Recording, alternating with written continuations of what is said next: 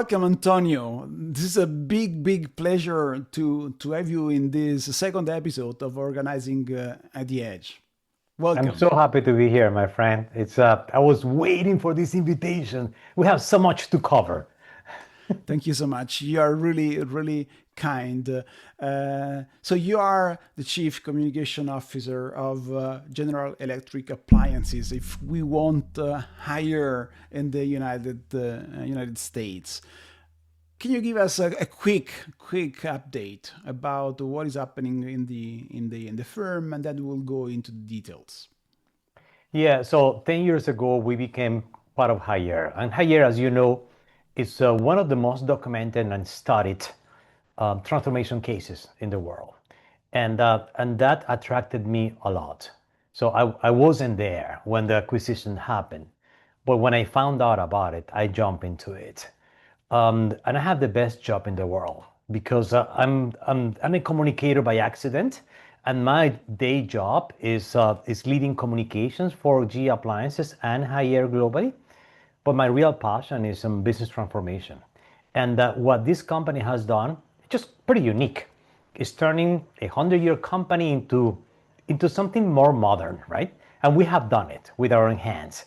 So I work in the intersection of debating, fighting against bureaucracy, and unlocking the human initiative, and building more progressive organizations. That's what I love. That's why I'm here.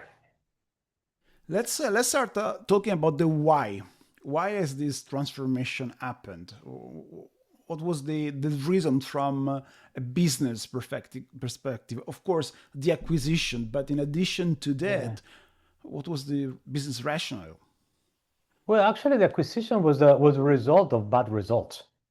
So the fact that General Electric, who founded the appliance unit in 1907 and then decided to sell it, was because something was very wrong. And our results, the company results, were not doing well.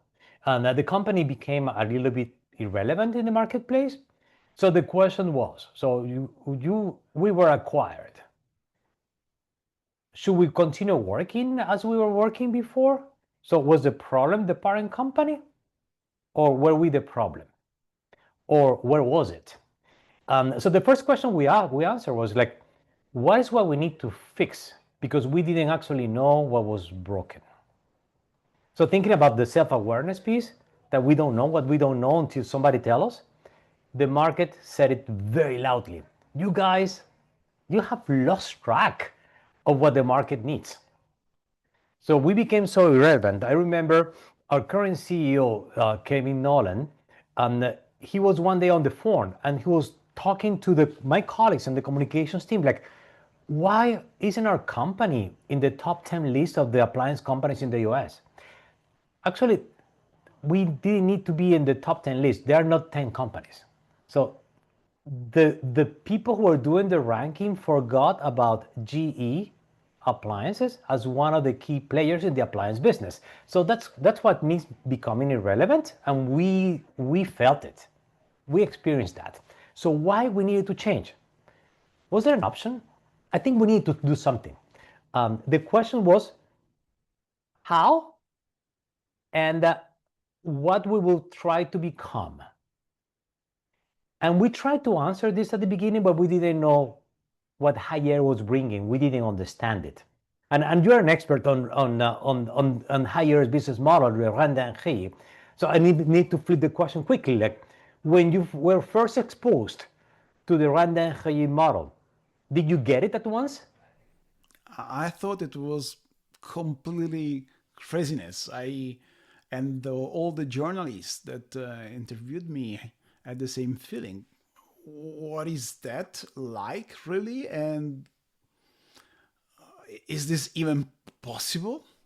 But I don't know for you, and that was my follow-up question. How was it from a personal psychological perspective? Of course, you felt energized, you decided Yeah. to join, but did it resonate with yourself, with something that you had in yourself?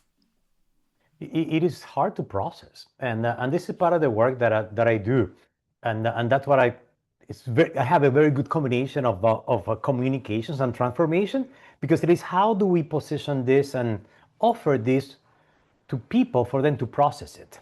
So this is a business philosophy, and for those who are listening, the RenDanHeYi, it's a made-up word that combines 2 or 3 terms in Chinese, but it's very straightforward. It's very universal. We're here to help each other. We're here to create value to others, and that this is value that others are expecting from us. You hear that in Chinese, you don't understand it. You hear that in English, you kind of understand it. You hear it in Italian, you might miss it. So when you go to the essence, which is the work that needs to be done, you need to translate that into something that is relevant to your context. And it wasn't until we did that people say like, wow, now I get it. But the immediate resistance was real. Like, I don't understand that. Why would I take the risk of changing my company into something that I can't even pronounce? It was hard. The second is this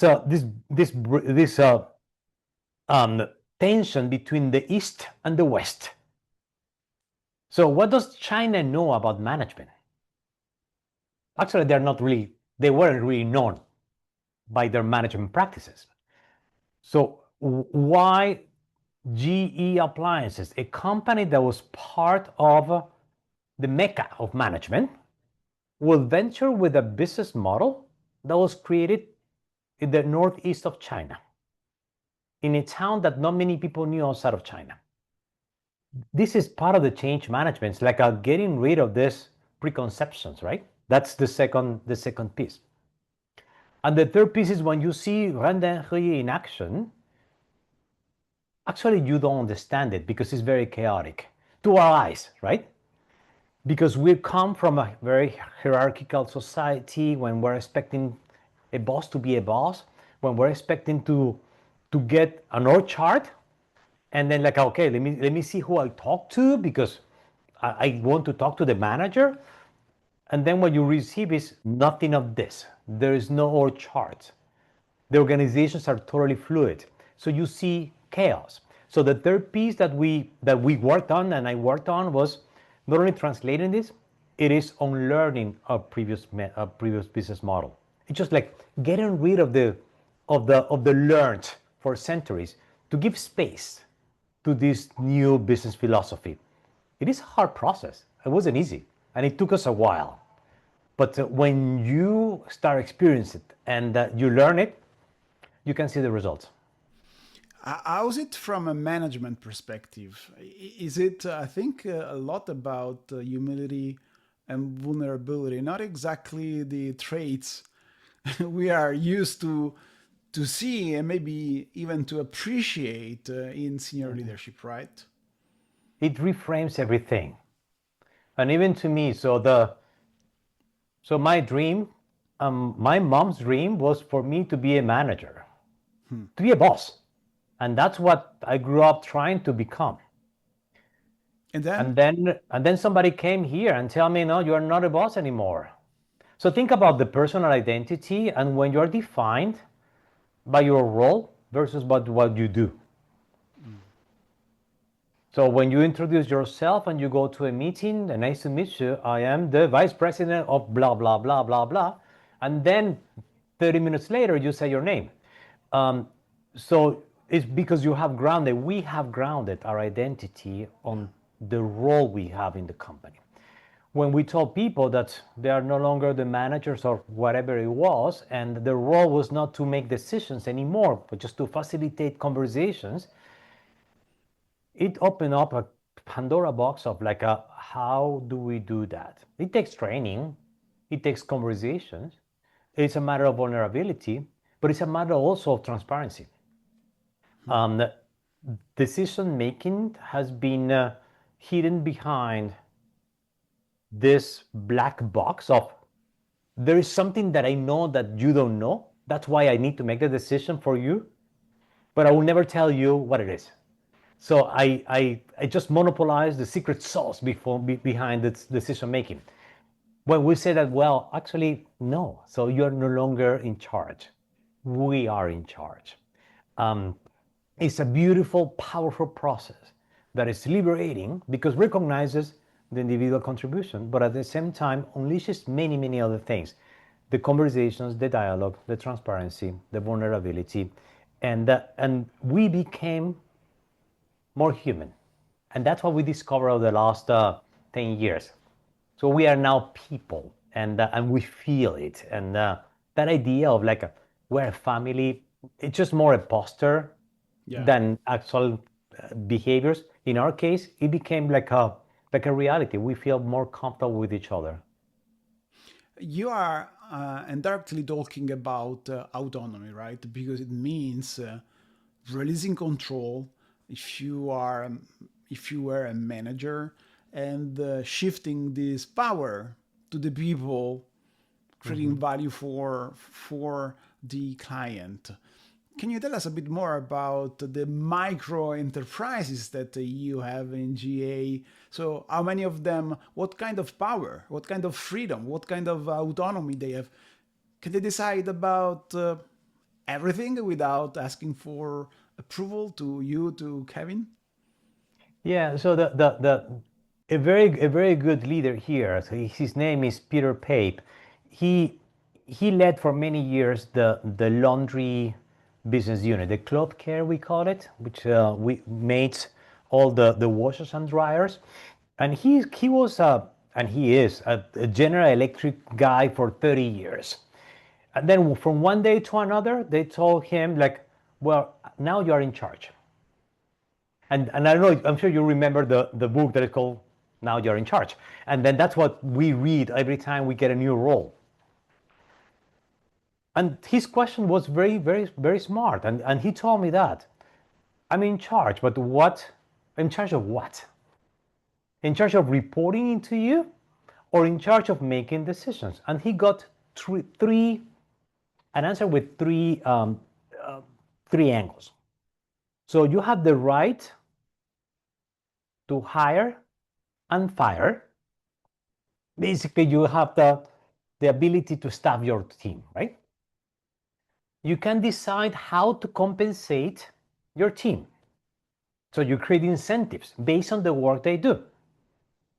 And the third one is that you have the power to decide where and how to invest.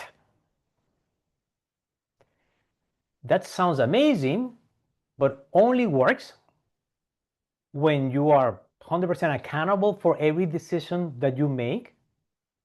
And secondly, that you are recognized and rewarded for that, which were the pieces that we need to add to the equation. So the translation that we did, because what I just told you, Emanuele, is what is in the RenDanHeYi book. That's how it's kind of phrased in theory. But what does it mean to define the compensation for your team? Is that we're going to have like 20 different compensation systems in the company? No. It is like he decides the levels of the people he will have in his team, not HR, not a foreign entity. It's him, the leader, and the team itself. And secondly is what are the KPIs? So what are the things that they will deliver that they will reward upon? And the right to fire, the fire and hire or hire and fire, is like you staff the team the way you want. And you define, you own the performance, right? So you work with your team to deliver. So if we translated that, there is autonomy, but it's not chaotic. So yes, you can do many things, but you are judged not by a big boss on a corner office. In fact, we don't have corners, so it's like we barely have offices. You are judged by the market. You're judged by your results. So that autonomy is subject to delivering. And the market will be relentless, reminding you that what you are or you are not delivering against their expectations. Let me follow up on this point. Haier calls this zero distance, right? Yeah. At the end, the RenDanHeYi is about zero distance. It's about putting every employee in touch with every user, not customer, to go create and to share value. How is this happening in GA? So when you say you're going to be evaluated, compensated by the market, how is this happening? Is there a profit sharing, for example, that the microenterprise enjoys? How is this calculated? How is this shared within the team? Yeah. So the way we're organized, the reason why we're organized on the shape of microenterprises is because they are at the forefront. They are the ones that are connected to the market. They are the market experts, and they make the decisions for the business. All the budgets in the company are decided and built upon what the microenterprises decide and need. In my case, I work for the microenterprises. So I serve them and enable them because they are the ones who are serving the customers every single day. Therefore, indirectly, I serve customers as well. I serve them, but I serve the final users. There are two things that we do, and I believe we do quite well. So one is we took the customer centricity concept that is in many other models to a totally new level. Zero distance is not only about being physically close, so having a factory in the same states where things are sold, goes beyond that. It goes beyond market research, which is like a after the facto analysis. We took it to co-creation. So everything we do here is user-led innovation. What does it mean? That you, Emanuele, you came up with an idea and you hacked something and you started playing with that piece of equipment, and then we talk. And then we identify the community that is around you doing that work, doing that iteration of the product, because you are solving a real issue. Otherwise, you wouldn't have hacked it. When you do that, then you are zero distance because you turn users, consumers, into co-creators, and you give the market a totally different role. So now we're partnering with the market versus serving the market. So just like it's an evolution of that. How do we do that? It's hard. It's not easy because we tend, and people tend, this is part of the humanity and the reasons why the communications work is so important. We can turn this into a poster. We are zero distance. No, we're not. So the moment we need to say it is probably because you are not. Zero distance means that mentally, it's not like I anticipate what you think or what you're going to say. It's just like we think alike, that we understand each other. It's very respectful. I'm not your proxy, but I understand you so well that I can work with you and find the best solution for your problems. This has been a game changer because in many models, and you can go through all the list of holacracy, socracy, and humanocracy. So you go through all of them.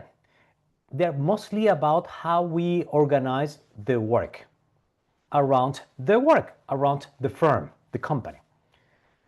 What we have learned in this model, in the RenDanHeYi philosophy, is that this is just a consequence of something philosophically more important. Who do we serve? So we organize ourselves around those who we serve, the consumer, the user. That is the reason why every single microenterprise is different. And we have in China 4,000. Here we have 14. We have a slightly different approach because we translated the model. But the essence is the same. So we need to look like the markets we serve, and we need to, the shape of our organization needs to resemble the ecosystems we serve.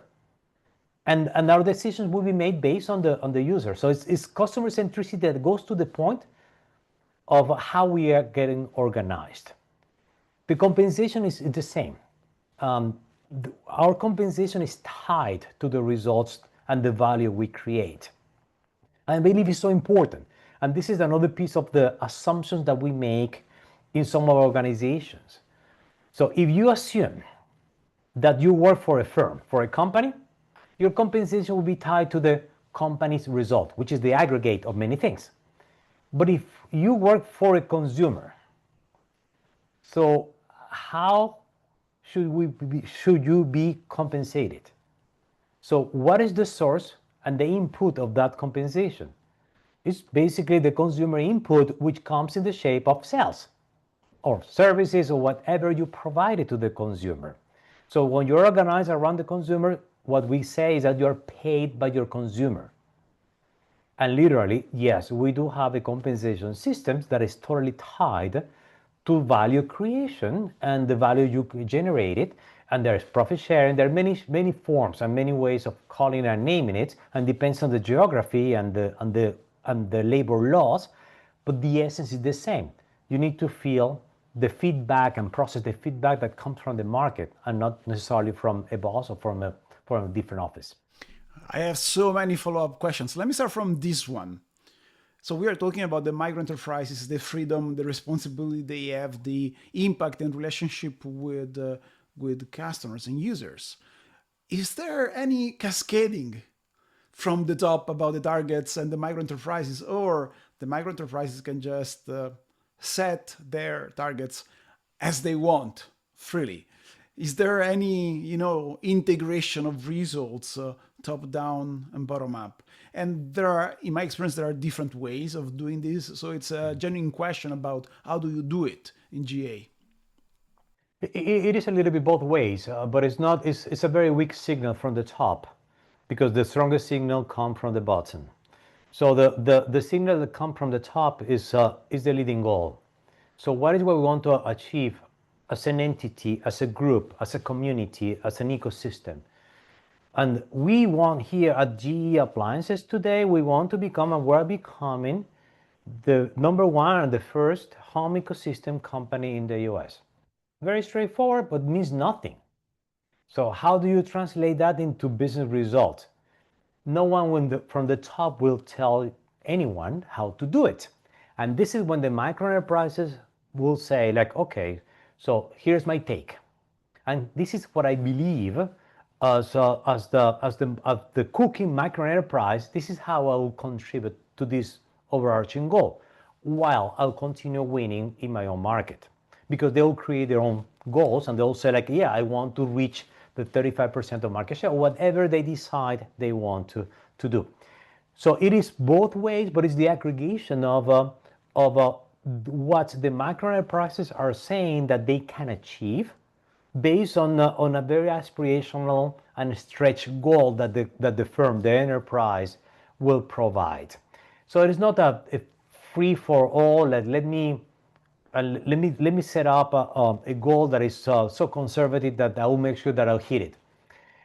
No, what is very healthy here is that somehow, from the cultural point of view, what we have been able to do and to help people to understand and to embrace is that this is a highly competitive business.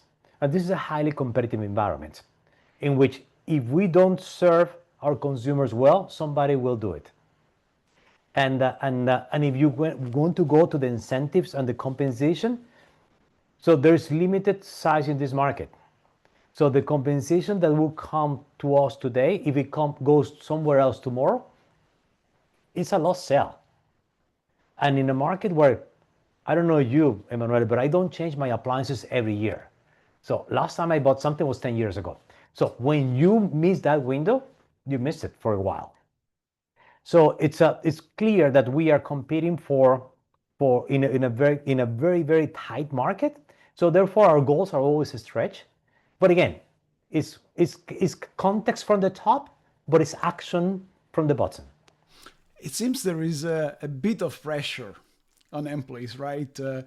Putting skin on the game, accepting or setting stretchy targets. Are we still talking about employees, or are we talking a bit more about entrepreneurs or something in the middle? How does it feel in the shoes of the average employee in GA? It feels liberating. And I asked the question the other day to one of my colleagues.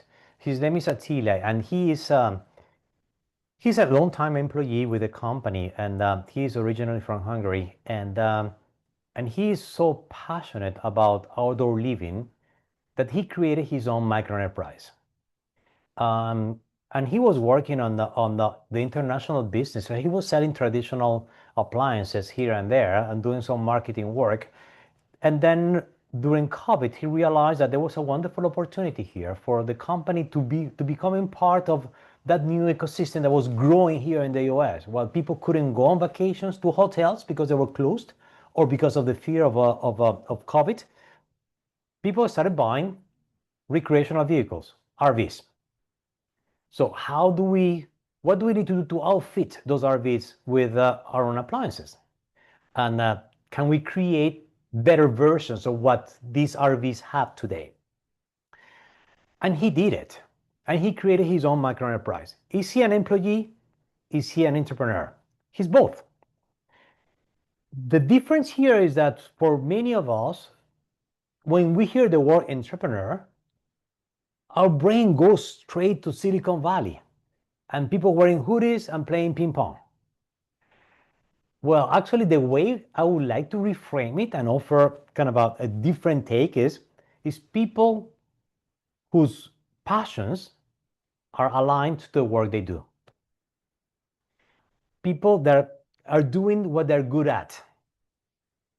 People who are actually zero distance between their dreams and their actions. This is an entrepreneur. Are we entrepreneurs? Many of us are. I consider myself one of them because I do what I love. And somebody asked me the other day, like, what do you think about work-life balance? There's not much that I need to balance because I love what I do. It is not that I need to stop working because no.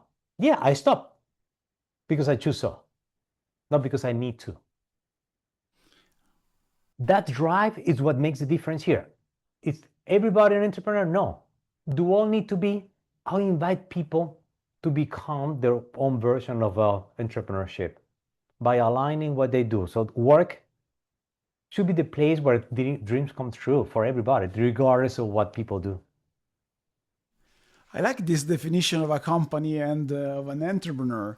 I think we are saying that the role of a corporation, because at the end you are, call it a multi-billion startup, but still a corporation, is to, in a sense, incubate dreams, incubate ventures. And from what you're telling me, I understand that in GA you can come up with an idea, you can come up with a need, and help and ask for help in the company to incubate it, to fund it, to invest in it. Is that so easy, or is the example you just made an exception? It happens. I wouldn't say it's something that we experience every day because it is not easy to start up any business here or anywhere else, right? In China, there's way more experience than here in the US. Probably because they are native to the model. I remember we transitioned from an old traditional model to a new one. So this is an acquired behavior in China at Haier. It's something that I have done since the beginning. That's why they have 4,000 microenterprises. The shape of the company is changing, and the role the company plays is totally different. And this is common across the different business units and entities that follow this business model. And why is that? Because we believe that the market should be telling us where the opportunities are versus we in the office and taking notes from our last meeting who say like, oh, I think we should launch. No. So needs come from a different place, come from the market. In China, right after COVID, or during COVID, there was an engineer who worked on the refrigeration business unit who was getting his shot. And he saw that one of the main issues that he saw there is just like the nurse was opening and closing the fridge's door all the time. Those vaccines were not they were not keeping the right temperature, right? Well, he created like a small microenterprise that today is became the vaccine distribution leader in China. So look at the dimensions of what a small idea could become. Technically, what he did was, it's a refrigerator with drawers, right? So you just open the drawer, you need to, and the rest of the stuff stays in the same temperature. Sounds like a very small idea, silly idea. It worked. Why it worked? Because what the companies should be doing, and that's how we help entrepreneurs, is providing the back office and the backbone of any business. So Emanuele comes with the idea, and you as an entrepreneur, you have the idea of creating something totally new and different. You as an entrepreneur, if you were independent, you will be spending money on services, legal services, HR services, accounting, an office, distribution, manufacturing, everything. What we do is that we take your idea and we partner with you with your idea. And we take a risk as a company, and you take a risk as an entrepreneur. And then we offer, as part of our contribution, all the support, all the back office support that will help taking your business off.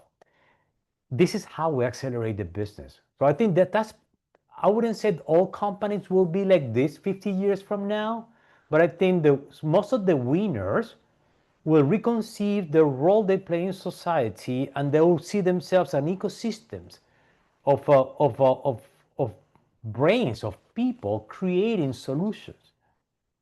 I like it. Let's talk about this ecosystem. You briefly touched upon the role of internal teams giving services to their colleagues. Yeah. In the RenDanHeYi, they are called the shared service platforms.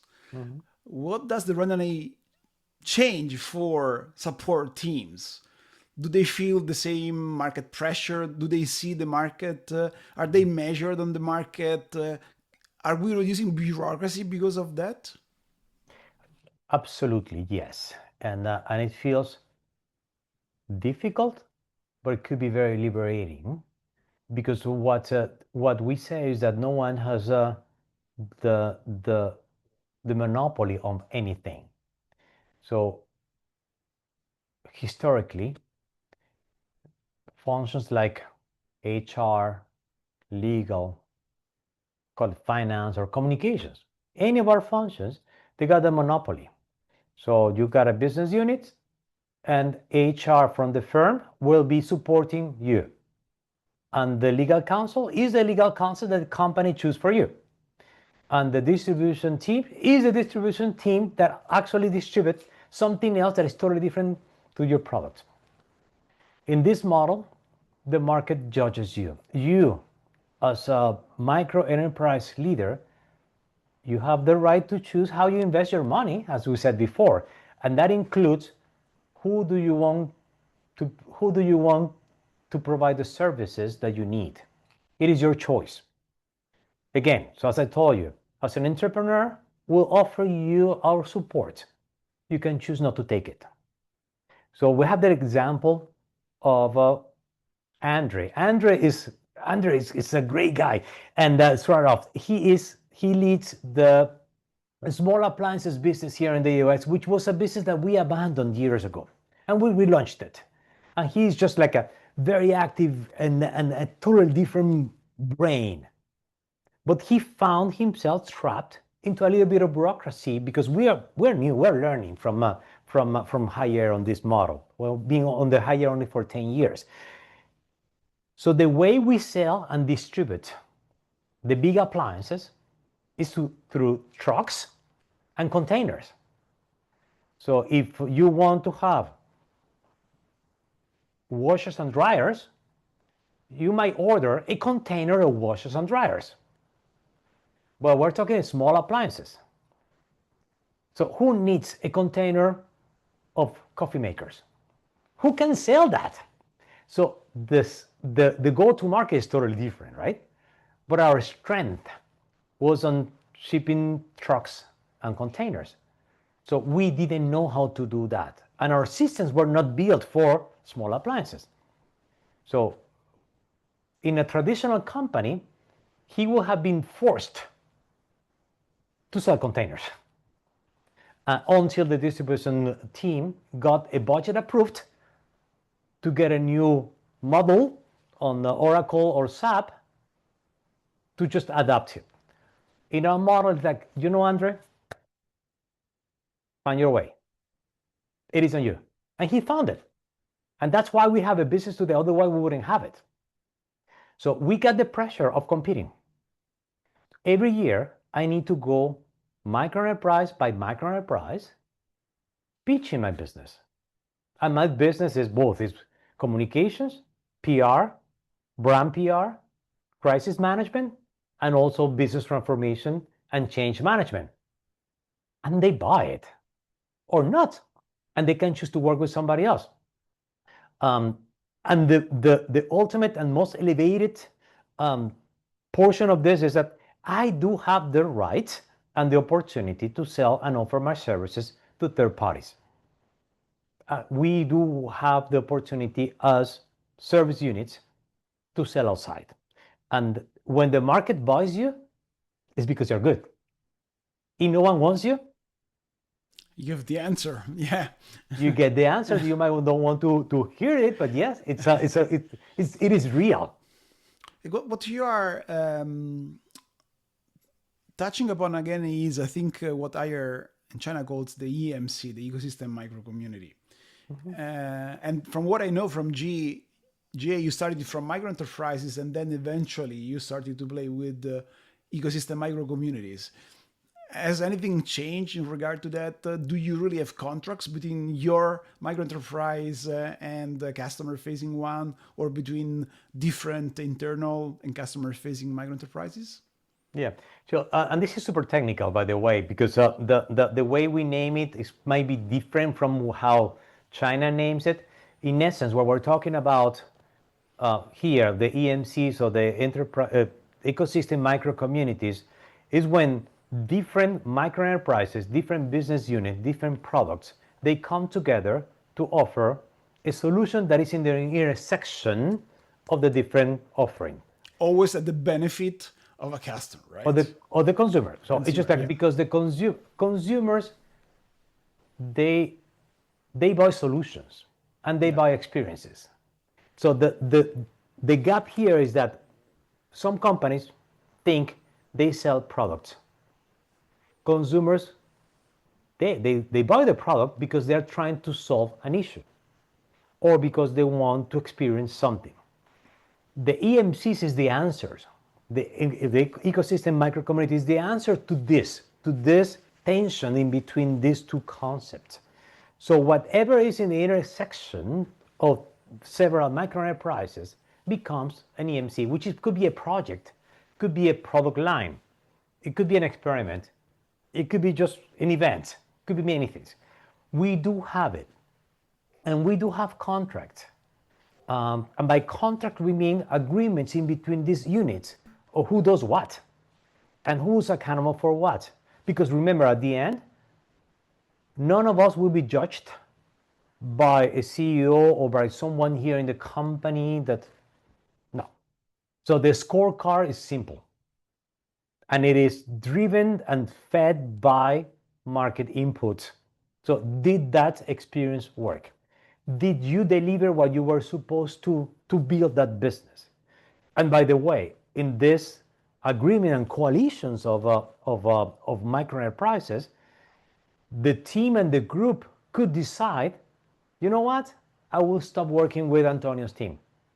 They're not delivering. And they could choose to work with an external party who will be delivering whatever is needed and replacing me. There is a level of freedom and tension here that is super constructive, because at the end, what everybody in that team wants is just to deliver the result of what the EMC was supposed to deliver since the beginning. So we do have them, and they work quite nicely. And we have countless. I will lie if I'll tell you I know all of them. I know a few of them. But there are many solutions that we have provided and we have developed so far. In my experience, this is probably the most powerful part of the RenDanHeYi, but probably the one most companies struggles with. An idea about why? I have some of mine, but is there anything difficult that you find in the EMC? Thinking about the traditional organization. The EMC breaks many paradigms, and that's why I keep insisting on the importance of own learning, because when you can switch to a new business model, but if you don't change the assumptions that are behind the creation of your business units or your role, you might be following the same trap. You will change the name of things, but you will not evolve into a new stage of development. The EMC and the ecosystem micro communities, they rewrite the stories about what you do and why you do it. And why is that? If you work for a micro enterprise that today is focused on selling pads or selling paper, and then one day you are told that, okay, but the real market is not there. The real market is the moment you collaborate with the writing devices, because people don't want paper, they want to write. They need both. This is a typical EMC. They come together. So what happened to you? You are not self-sufficient anymore. What happened to you? You need the other part as well. So that forced codependencies, and that forces a new go-to-market, because you can sell this together instead of individually. From the management point of view, you need to relearn many things. You are not isolated. From the product development, you need to work with other people. From the P&L and the finance perspective, you need to learn how to create a totally different scorecard with totally new KPIs. So from the management perspective, from the organizational perspective, now you are merging two organizations with two different cultures, the pen and the pad, that have totally different heritage, totally different factories, totally different supply chains. You're bringing them together. So this is real organizational redesign. So creating ecosystem micro communities sounds good on paper, like, yeah, it makes sense. But there is a reason why not many people do it. It's difficult because you need to unlearn a lot of things. And the last thing that I want to mention about it is sometimes we fool ourselves in the companies thinking that we are the ecosystem and the consumers will join my ecosystem. Very few companies have been able to do that. How about flipping that? The consumer is at the center of any ecosystem, and we just join. We just earn the permission to becoming part of their ecosystem, because we are here to help addressing their needs. So therefore, they have an ecosystem of needs. I don't have the full ecosystem of solutions. I have solutions for certain things. So I'll join, I'll have the right, and it's a privilege to be part of the ecosystem. So we're not at the center of the ecosystem. Yeah, this is much resonating with what has been introduced as RenDanHeYi 2.0, from zero distance to zero boundaries. So having the same contracts, the same agreements, not only within the firm, but beyond the firm, with other companies, even with competitors, with consumers. I think this is something that will reshape the market, as you said, because it's an answer to a desire that the market has of living better experiences. And you need an ecosystem to create an experience. A product is definitely not enough, right? And that goes to your point, Emanuele, of what is the future of the firms. And I wonder if that ecosystem mentality is what will be defining it. So whether we'll have, so let me flip the question. Do you think we'll have companies in the future as we know them today? I want to ask that question to you, of course. It's all yours. I think that organizing is becoming even more important. Organizations, I don't know, maybe we'll have something different, but an ecosystem at the end, it's a living thing made of relationships. It's a matter of organizing. And I agree with you. So I think it's the ecosystem is probably the best analogy to what is needed in a always changing environment, right? And we keep reading and talking about, well, nowadays there's more change than ever. Well, we have said that for 40 years, 50 years, Yeah. 100 years. Yes, the change is always there. What is continuously being redefined is how we approach it. So if you react to change with old practices, you will have old results. And the old result will be pretty much incremental. If you actually want to evolve with reality, with what is happening today, you need to really build a very flexible structure. Not even a structure, and a very flexible approach to what you do and how you do it. When you combine this with the evolution of how we want to work, and let me spend 1 second here. So 40 years ago, 50 years ago, 100 years ago, under Taylorism, it was more than okay to spend your entire life working in the same company doing the same. And that was okay, socially okay.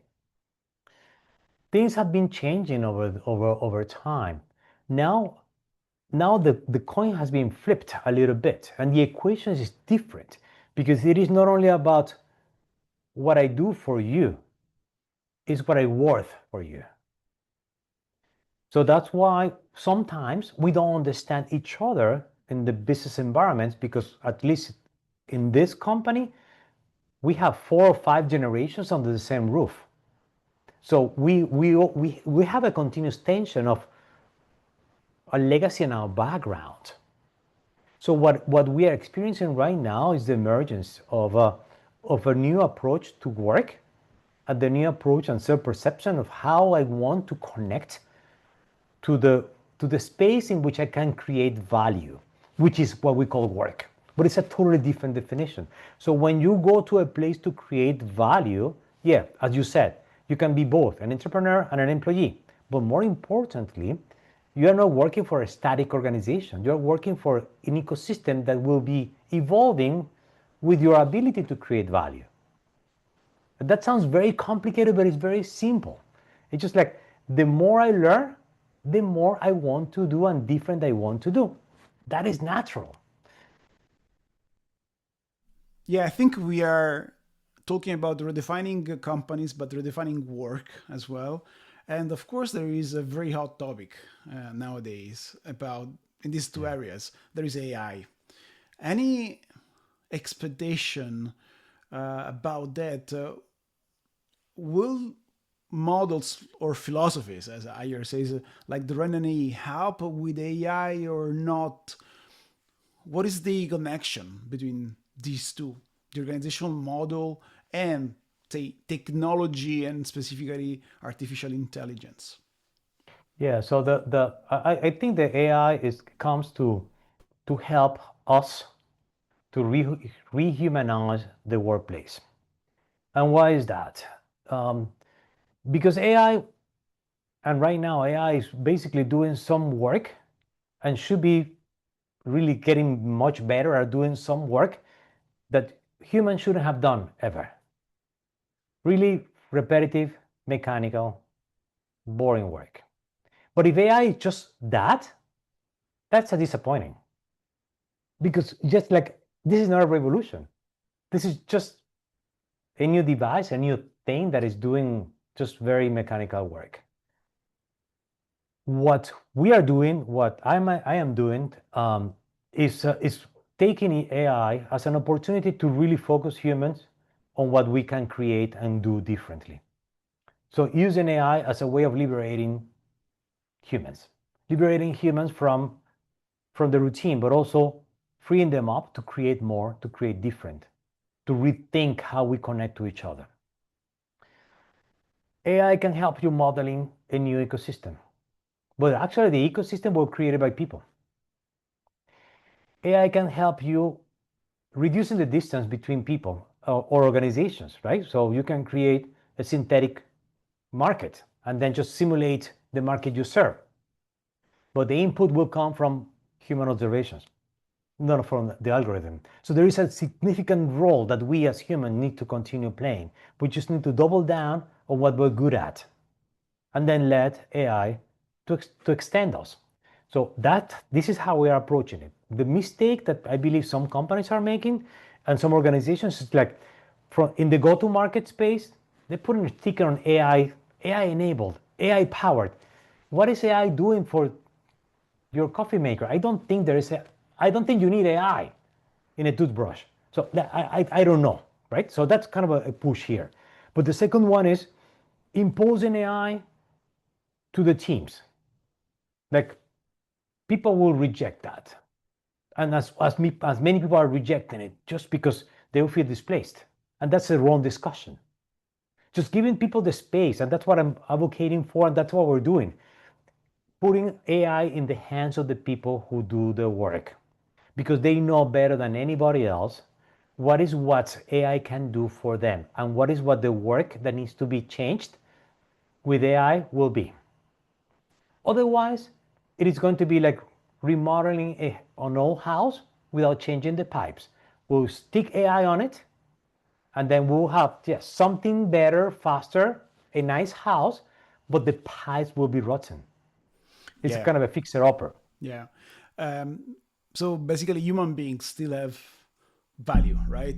Something to contribute with. And this brings me to my last question to you. We talked about distributing power, about freedom, about the role of technology, a new idea of work. And still, we have many organizations with the king at the top, with not a leader, but a boss.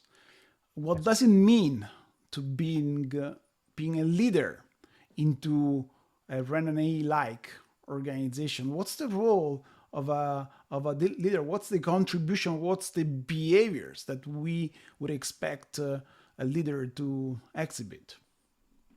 It's going from being an engineer to being an architect, which is not an easy job from two different professions. So one is the doer, the other one is the designer. One is the one who puts together and implement the plan. The other one is the one who envisions the plan. So the leader, and I think it's super liberating, and that's part of the work that I've been doing for years, working with leaders and organizations, and nowadays with the G Appliances and Haier, it's just transitioning from the old leadership model to this totally new space. And this new space, yes, there are words that people are scared of, about vulnerability and openness and delegation and letting go and coaching. All these words are loaded because we feel that they're like soft. But what happens is that after you experience, however you want to call it, which is this new way of leadership, you will feel that your results are much better. Your role is more meaningful. Your impact is deeper in the organization. So being a boss that is not concentrated in decision making is probably more powerful than the one that is delaying every single thing in the firm. Being the person who is here to help and to maximize the human potential is more powerful than the one that is extracting value and preventing people from growing. So that's the set of beliefs that why do you want to be a CEO? Is it because you want the perks?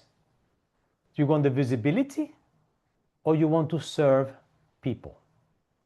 If it is the former, you will be a corner office person, very distant, and probably a bottleneck for the firm. If you are the latter, that you want to serve, it's not that you're going to work for a nonprofit. It's not you're not going to become like a person that does nothing. No. Quite the opposite. You're going to be busy working with humans and the processes and helping and unlocking the potential of people. And when you unlock people's potential, the universe is yours. We experienced that. And let me tell you, here, when going from the very traditional management approach that we learn and we grew up with at the GE, General Electric, to this new one, call it Haier inspired, but it's ours because we translated it and we adapted it. You can see that the results are not connected to one or two individuals anymore. And they're not kings and queens anymore here. It's a community of people doing things. And it sounds like a novel, but it is real. I'm here. I'm real. And we're doing it. Maybe last question. Sorry, but there are so many points come to mind. What is the future for GA? What is the next step in the transformation? Is there any area that you are still looking at, investing in, trying to address? Yeah, it sounds dangerous to state that transformation never ends because people feel like, okay, more change. But when you ingrain the spirit that we have ingrained here, like there must be a better way. There's so many things that can be improved that we don't know today that they will be improved. So if you think that we're doing right now, rethinking, going back to the EMCs, the ecosystem micro communities, and the fact that you and I haven't bought an appliance in the last 10 years, unfortunately, we should buy more. How do we remain connected? How do I establish a relationship with you? So there are many things you need from me that I can offer. Think about reframing the concept of the refrigerator. This is not a cold box. This is, you open the doors and it gives you access to a world of experiences and flavors. But all these flavors are not only there. What if I give you access to the supermarket through your refrigerator? When you click on the screen and you order something. So with this, you are transforming your cold box into a vending machine. You have access to the universe through that door. I can do that for you every day. I can help you plan your meals. So we can do more. This is part of some of the things that we're doing, and also the what we call the renewable business, which is the many things we need to buy every day, right? So when you do laundry and you wash your clothes, you need detergent. Can we provide it? Can we partner with others to provide it? Can we sense it? Can I tell you the water temperature based on the fabrics you use? Can I customize that? This is when AI comes to play. So we're doing a lot of things. So it's just like improving your experience and rethinking our value proposition. So I create value the moment you enjoy, not only use my appliances, but you enjoy the experience of using my appliances. I go beyond the transaction.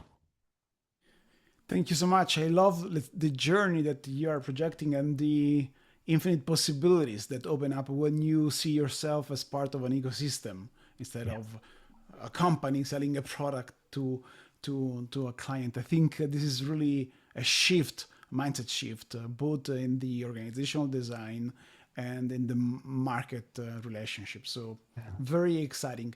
Thank you so much for your time, for this conversation and all the insights that you shared. And I hope to talk again soon about the additional developments that you will launch. Thank you, Emanuele. And this is a journey, but it's not exclusive to us. Anybody can do that.